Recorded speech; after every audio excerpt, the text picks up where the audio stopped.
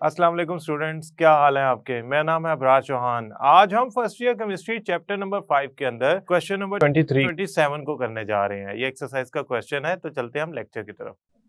Students, question number 23 के अंदर हमने कैलकुलेट करना है वेव नंबर। कब? जब n इज इक्वल टू 5 से n इज इक्वल टू 2 में इलेक्ट्रॉन जंप करता है। और ये भी बताना है कि कौन सी स्पेक्ट्रल सीरीज या कौन सी सीरीज और स्पेक्ट्रल लाइंस में ये अपीयर होंगे। देखें, पहले वाला ये जो वेव नंबर अपीयर होगा ना, पहले वाला the when electron jump from n is equal to 5 to n is equal to 2, ये सेकंड ऑर्बिट में इलेक्ट्रॉन का जंप। और हम सारे जानते हैं कि सेकंड ऑर्बिट में इलेक्ट्रॉन का जो जंप है वो एक कौन सी सीरीज में आता है? बाल्मर सीरीज में।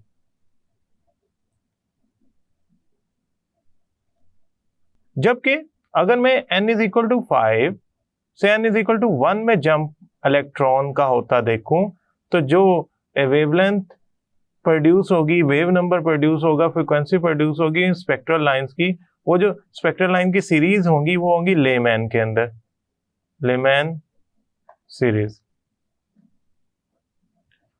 मैंने तो नंबर ऑफ ऑर्बिट से अंदाजा लगा लेना है कि किस सीरीज में ये फॉल कर रहा है मेरे वेव नंबर। ये सारी वैल्यू स्पेक्ट्रल लाइंस की जो 1 है वो फॉल कर रही है बाल्मर सीरीज में, क्योंकि वो n इज इक्वल टू 2 में इलेक्ट्रॉन आता है। इलेक्ट्रॉन अगर किसी एक्साइटेड स्टेट से n इज इक्वल टू 2 में आए, चाहे वो 4 से आता, 3 से आता, 6 से आता, 5 से आता, तो इलेक्ट्रॉन जो एमिट करता फोटोन, उसकी जो वेव नंबर है वो बाल्मर सीरीज की वैल्यू या बाल्मर सीरीज की स्पेक्ट्रल लाइंस के अंदर आता या उस रीजन में अपीयर होता। जबकि जो फर्स्ट में जब इलेक्ट्रॉन जंप बैक करता है फ्रॉम एनी ऑर्बिट, तो वो जो फोटोन इमिट करता है वो एक्चुअली आपका पार्ट होता लेमैन सीरीज की स्पेक्ट्रल रीजन का। अब हम चलते हैं कैलकुलेशन की तरफ। हमारे पास जो सबसे पहली बात है ये है कि वेव नंबर कैलकुलेट करने का फार्मूला क्या है। हमारे पास जो फार्मूला है वो है वेव नंबर कैलकुलेट करने का, nu bar is equal to 1.09678 10 power 7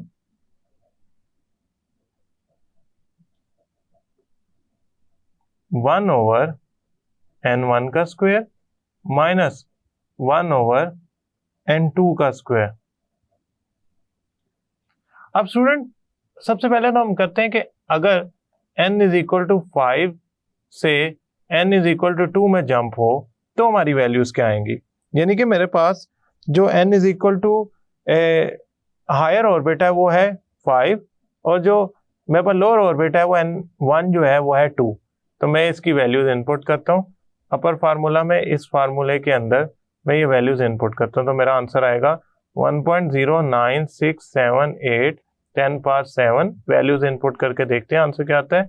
1 over अब n1 की जगह मैं 2 वैल्यू लिखूंगा, 2 का स्क्वायर माइनस 1 ओवर 5 की n2 की जगह 5 का स्क्वायर लिखूंगा, हायर ऑर्बिट और 2 वाला लोअर ऑर्बिट। तो मेरा जो आंसर आया, वेव नंबर आया, वो आया 0.23 10 power 7 per meter. Okay, now let's calculate for n5 से n1 के लिए। अब मैं क्या करने जा रहा हूं, n2 जो है हायर ऑर्बिट क्या है 5, और उसने फॉल किस में किया, इलेक्ट्रॉन ने 1 के अंदर। तो अब वेव नंबर क्या होगा, 1.09678 10 पावर 7 यहां आएगा। देखें, अब 1 का स्क्वायर लोअर ऑर्बिट का और 1 ओवर 5 का स्क्वायर। अगर आप इसे कैलकुलेटर पे सॉल्व करते हैं तो आपका जो आंसर आता है वो आएगा 1.05 10 power 7 per meter. Now as per suggested earlier, ये वाली वेव नंबर है या ये वाला जो फोटोन का वेव नंबर है, ये हमारा जो फोटोन है ये बाल्मर सीरीज में मौजूद होगा। ये बाल्मर सीरीज का फोटोन है रीजन का। और ये वाली जो स्पेक्ट्रल लाइन फोटोन प्रोड्यूस करेगा that would be in layman series.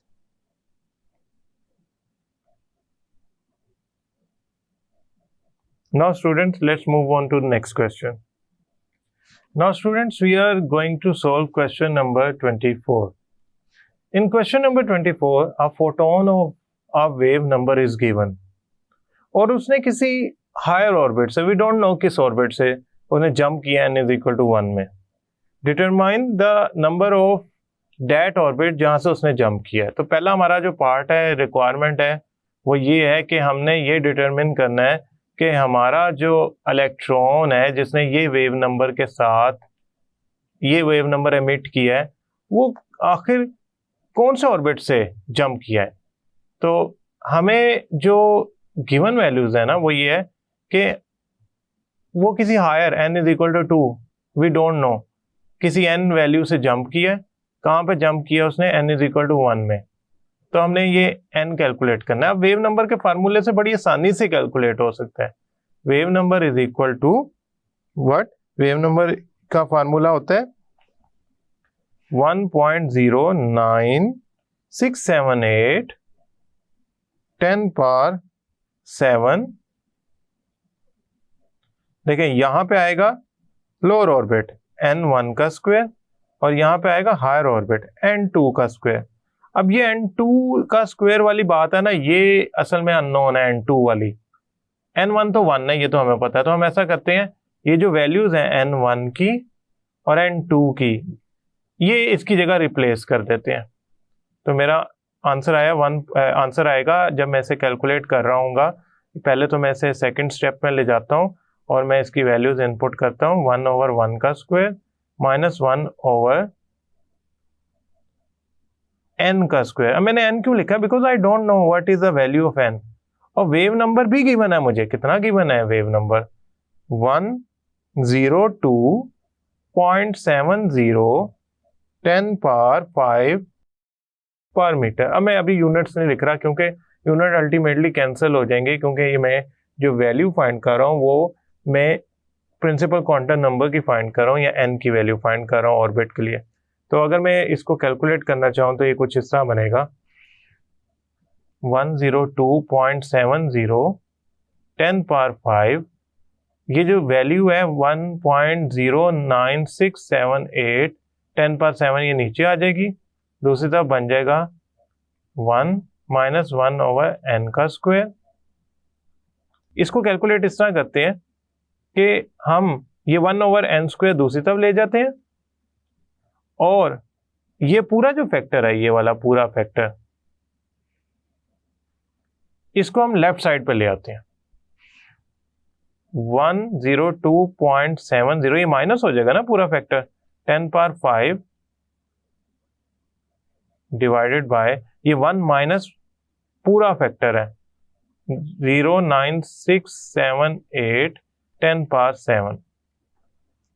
अगर मैं इसको सॉल्व करूं तो जो मेरे पास आंसर आएगा वो आएगा 1 माइनस 0.936। 1/n स्क्वायर का आंसर क्या आया? 1 माइनस 0.936। इसको फर्दर सॉल्व करते हैं तो मेरे पास 1/n स्क्वायर इक्वल आया 0.064।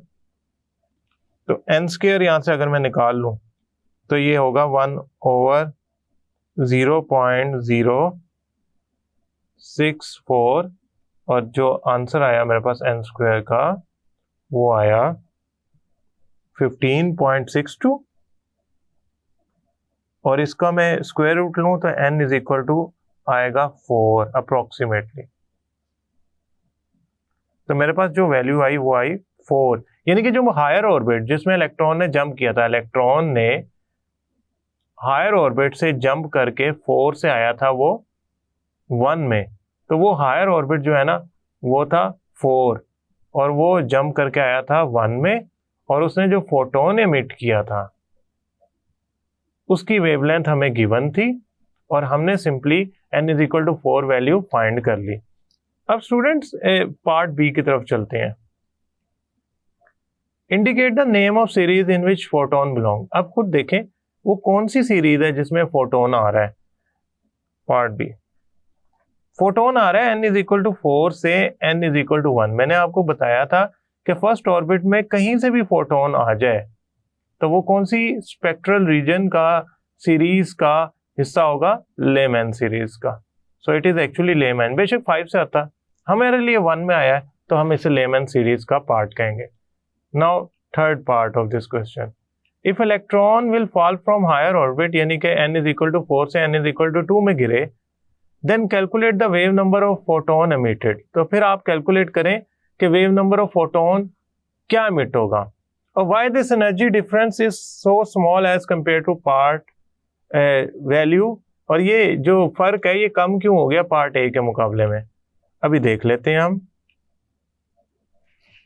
सी पार्ट, हमने कैलकुलेट करना है वेव नंबर। हमारे पास जो फार्मूला होता है वेव नंबर का वो होता है 1.09678 10 पावर 7 1 ओवर लोअर ऑर्बिट का square minus 1 over higher orbit का स्क्वायर। अब हम क्या करते हैं, वैल्यूज लगाते हैं। हमारे पास 4 से अब 2 में फॉल किया इलेक्ट्रॉन, तो मैं क्या करूंगा, लोअर ऑर्बिट क्या है मेरे पास 2, हायर ऑर्बिट क्या है मेरे पास 4 एज यूजुअल। तो मैं ये वैल्यूज लिख देता हूँ 1.09678 10 पावर 7 और 1 ओवर n1 का स्क्वायर की जगह आ जाएगा 1 ओवर 2 का स्क्वायर, n2 के स्क्वायर की जगह आ जाएगा 4 का स्क्वायर। तो इससे जो मैं वैल्यू कैलकुलेट करूंगा वो मेरे पास आएगी 1.09678 10 पावर 7, और ये ब्रैकेट के अंदर जो वैल्यू है वो अगर मैं कैलकुलेट करूं तो आंसर आएगा 3 ओवर 16। तो ये सॉल्व होके आंसर जनरेट हुआ 0.2056 10 पावर 7 पर मीटर। अब देखें एनर्जी डिफरेंस कम क्यों होगा। अब 4 से n इज इक्वल टू 4 से इलेक्ट्रॉन पहले n इज इक्वल टू 1 में गया था, लेकिन अब की बारी वो n इज इक्वल टू 1 में नहीं गया, किस में गया है, n इज इक्वल टू 2 में। So the energy difference between n is equal to 4 to n is equal to 2 is lesser because ये हायर ऑर्बिट है। और अगर मैं एनर्जी डिफरेंस ये वाला एनर्जी डिफरेंस जो होगा वो लेसर होगा, और ये वाला जो एनर्जी डिफरेंस होगा n इज इक्वल टू 4 से n इज इक्वल टू 1 का, ये डेफिनेटली ज्यादा होगा because we are letting electron to go into very lower या फर्स्ट ऑर्बिट। तो ये लोअर ऑर्बिट जो है n इज इक्वल टू 1 ये 2 के मुकाबले में ज्यादा नीचे है, तो यहाँ पे एनर्जी डिफरेंस ज्यादा होगा। सो मैं इसका आंसर अगर लिखना चाहूं तो मैं यूं लिखूंगा, the energy difference between n is equal to 4 and n is equal to 2 is lesser as compared to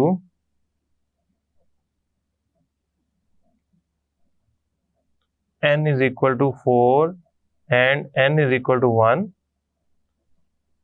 because as we move upward energy difference कम होता जा रहा है। As we move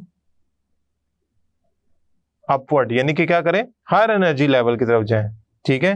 तो move towards higher energy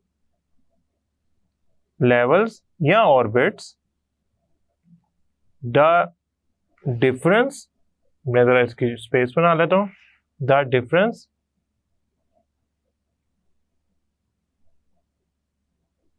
between energy levels goes on decreasing। इसका मतलब ये भी बनता है कि 1 से अगर आप 4 में जा रहे हैं, n इज इक्वल टू 1 से 4 में जा रहे हैं तो ज़्यादा होगा, n इज इक्वल टू 2 से 4 में जा रहे हैं तो कम होगा एनर्जी डिफरेंस। और अगर आप n इज इक्वल टू 3 से 4 में जा रहे हैं तो एनर्जी डिफरेंस जो है वो और कम हो जाएगा। जैसे जैसे आप हायर ऑर्बिट्स में मूव करते जा रहे हैं एनर्जी डिफरेंस, ये गैप कम होता जा रहा है। Students, what we are going to do in question number 25 is to find out the wavelength. हमने वेवलेंथ फाइंड करनी है किसकी? इलेक्ट्रॉन की। अगर वो स्पीड ऑफ लाइट से आधी स्पीड में ट्रेवल कर रहा हो, और इसके अलावा हमने पार्ट बी के अंदर वही मास ऑफ इलेक्ट्रॉन ग्राम्स में कन्वर्ट करके वेलोसिटी को सेंटीमीटर पर सेकंड में कन्वर्ट करके दोबारा वेवलेंथ फाइंड करनी है। उसके बाद जो हमारे पास वेवलेंथ आई थी पार्ट ए के अंदर, हम उन वेवलेंथ्स को नैनोमीटर, एंगस्ट्रॉम और पिकोमीटर के अंदर कन्वर्ट करेंगे। तो चलते हैं हम अपने सोल्यूशन की तरफ और कैलकुलेट करते हैं वेवलेंथ। उसके लिए हमें पता होना चाहिए कि डी ब्रोगलीज इक्वेशन क्या थी। Lambda is equal to h over mv। Now lambda क्या है? Lambda is a wavelength. h क्या है? h is a Planck constant, Planck's constant. इसकी वैल्यू क्या होती है? इसकी वैल्यू होती है 6.625 10 power -34 joule second. v velocity है। now the velocity value is actually given what value? half speed of light। देखिए स्पीड ऑफ लाइट होती है 3 × 10⁸ मीटर पर सेकेंड। आपने इसका हाफ कर देना है, यानी कि किससे डिवाइड कर देना? 2 से। mass of electron is given in question और वो कितनी वैल्यू है? 9.109 10 पावर -31 किलोग्राम। यहां से हम ऐसा करते हैं वेवलेंथ निकालते हैं। तो हम ऐसा करते हैं, इस फार्मूले को रीराइट करते हैं और ये सारी वैल्यूज इनपुट कर देते हैं to resolve the part A question. Part A problem के अंदर हमारे पास h की value 6.625 10 power -34 joule second divided by 9.109 10 power -31 kilogram. याद रखिएगा, अगर मैं ये सारे यूनिट यूज करता हूँ, ये वाले सारे यूनिट मैं यूज करता हूँ, तो मेरे पास जो वेवलेंथ का आंसर आएगा वो मीटर में आएगा, because I am using the standard units. तो खैर आप इसे अलहदा से कैलकुलेट भी कर सकते हैं, मगर मैं आपको एक स्टैंडर्ड बात बता रहा हूँ। किलोग्राम, मीटर, सेकेंड अगर यूज किया जाए यूनिट्स में तो आंसर आपका मीटर में आएगा, सेंटीमीटर में नहीं आ सकता। तो 3 × 10⁸ मीटर पर सेकंड को आपने डिवाइड कर दिया 2 से, क्योंकि हाफ है ना वेलोसिटी। तो यहां से जो वेवलेंथ आएगी वो आपकी बन रही है, कैलकुलेटर पे सॉल्व करने के बाद ये आएगा आंसर 4.8 10 पावर -12 मीटर। स्टूडेंट्स, आप चाहे तो इसको कन्वर्ट कर लें नैनोमीटर में, एंगस्ट्रॉम में, पिकोमीटर में। सो मेरे लिए तो फायदा है अगर मैं अभी से इस वैल्यू को पार्ट सी की अंदर सॉल्व करना शुरू कर देता हूँ। पार्ट सी में हम इसे क्या करते हैं, इस वैल्यू को कन्वर्ट करते हैं पिकोमीटर में, एंगस्ट्रॉम में और नैनोमीटर में।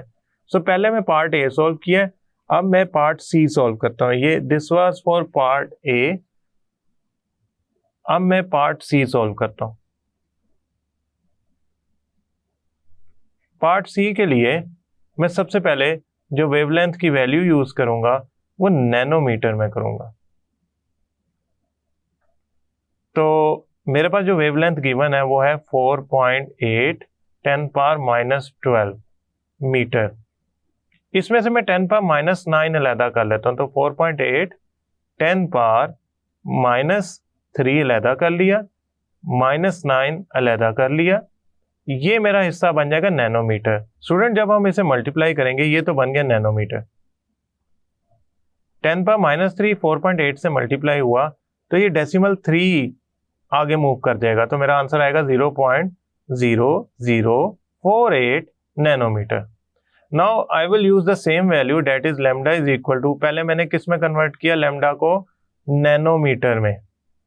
अब मैं किस में कन्वर्ट करना चाह रहा हूँ? लैम्डा को एंगस्ट्रॉम में।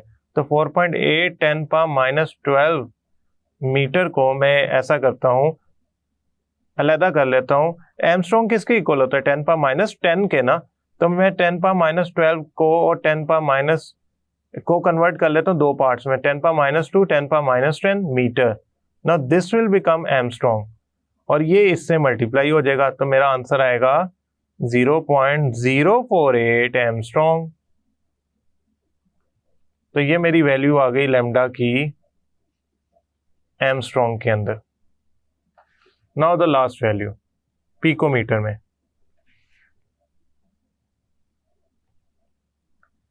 लैम्डा की वैल्यू मेरे पास गिवन है 4.8 10 पावर माइनस 12 मीटर। अब पिको जो होता है ना, pico that is equal to 10 power minus 12, तो मेरे पास तो ये 10 पावर माइनस 12 ऑलरेडी गिवन है, तो मैं इसे लिख दूंगा 4.8 पिकोमीटर। सो ये वेवलेंथ है उस इलेक्ट्रॉन की जो हाफ स्पीड ऑफ लाइट से वेलोसिटी से मूव कर रहा है। नाउ पार्ट बी करते हैं, क्योंकि अब पार्ट बी वाज डिफरेंट, तो वो मैं इसमें ही कर लेता हूँ। पार्ट बी में हमारी रिक्वायरमेंट क्या, जरा हम उसको रीडिफाइन कर लेते हैं एक दफा, ताकि हमारे लिए आसान हो जाए इसको सोल्व करना।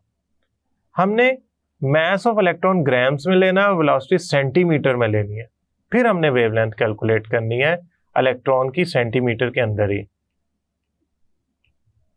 करना क्या हमने, मास ग्राम्स में लेना है, मास ग्राम्स में हमने लेना है, और जो वेलोसिटी है वो भी लेनी है सेंटीमीटर पर सेकंड में। देन जो हमारे पास आंसर आएगा ना वो सेंटीमीटर में आएगा, उसको कैलकुलेट करना है। बड़ा आसान है, that's not a big issue. आपका जो मास गिवन होता है इलेक्ट्रॉन का, वो गिवन होता है किलोग्राम में। कितना गिवन होता है? Mass of electron is equal to 9.109 10 power 31 kilogram, minus 31 kilo. ये जो माइनस 31 किलोग्राम है ना, आप इसमें के का जो वैल्यू होता है वो लिखें। 1.09 10 पावर माइनस 31, के की वैल्यू होती है 10 पावर 3 ग्राम। तो आप ये इसको इससे मल्टीप्लाई करते हैं, तो आंसर आया 9.109 10 पावर माइनस 28 ग्राम। ये आ गया आपके पास इलेक्ट्रॉन का मास ग्राम में, 9.109 10 पावर माइनस 28 ग्राम्स। अब वेलोसिटी के लिए अगर हम कैलकुलेट करना चाहें, वेलोसिटी इक्वल होती है 3 × 10⁸ मीटर पर सेकेंड, और इसको मैं 2 से डिवाइड कर दूं तो उससे इलेक्ट्रॉन मेरा मूव कर रहा है, तो ये इलेक्ट्रॉन की वेलोसिटी आ गई। इसको मैं CE लिखने की बजाय ना V लिख देता हूं, ताकि मेरी इक्वेशन में इजीली इनपुट हो जाए। तो आंसर आया 1.5 10⁸ मीटर पर सेकेंड। अब ये मीटर है, इसको सेंटी में कन्वर्ट करना है ना, तो मुझे 100 से मल्टीप्लाई करना पड़ेगा इस फिगर को, तो मेरे आंसर सेंटीमीटर में आ जाएगा। तो अगर मैं 100 से मल्टीप्लाई करता हूं तो ये हो जाएगा 1.5 10⁻10 सेंटीमीटर पर सेकेंड, क्योंकि ये छोटा यूनिट है। तो मुझे मल्टीप्लाई करना 100 से, तब मेरा आंसर सेंटीमीटर में आ जाएगा। तो 1.5 10⁻10 centimetre per second. Now we will use this value. अब हमारे पास lambda is equal to H/mv। H की वैल्यू हमारे पास ऑलरेडी होती है 6.625 10 power minus 27 joule second. Mass of electron 9.109 10 power minus 28 grams, और जो वेलोसिटी है वो 1.5 10 पावर 10 सेंटीमीटर पर सेकेंड है। स्टूडेंट, इसको सोल्व करने से पहले हमें एक चीज देखनी चाहिए कि हमारा जो जाउल है ना, वो तो तब वैल्यू जनरेट होती है जब किलोग्राम में हमारा मास हो। अभी हमारा मास है ग्राम में, तो जाउल की बजाय जो यूनिट यूज होंगे एनर्जी के वो होंगे अर्ग्स। अर्ग्स इसलिए यूज हो रहे हैं क्योंकि हमारा मास ग्राम में है। तो मैं अगर इसकी वैल्यू इनपुट करता हूं तो कुछ मेरा इस तरह का आंसर आता है कि मैं जाउल की जगह अर्ग यूज करूंगा, और जो अर्ग की वैल्यू होती है वो होती है 10⁻7 ERGS सेकेंड। डिवाइडेड बाय जो भी वैल्यूज मेरे पास गिवन है 9.109 10 power minus 28 gram multiply by 1.5 10 power 10 centimetre per second. अब जो मेरा आंसर आया वो आया 0.048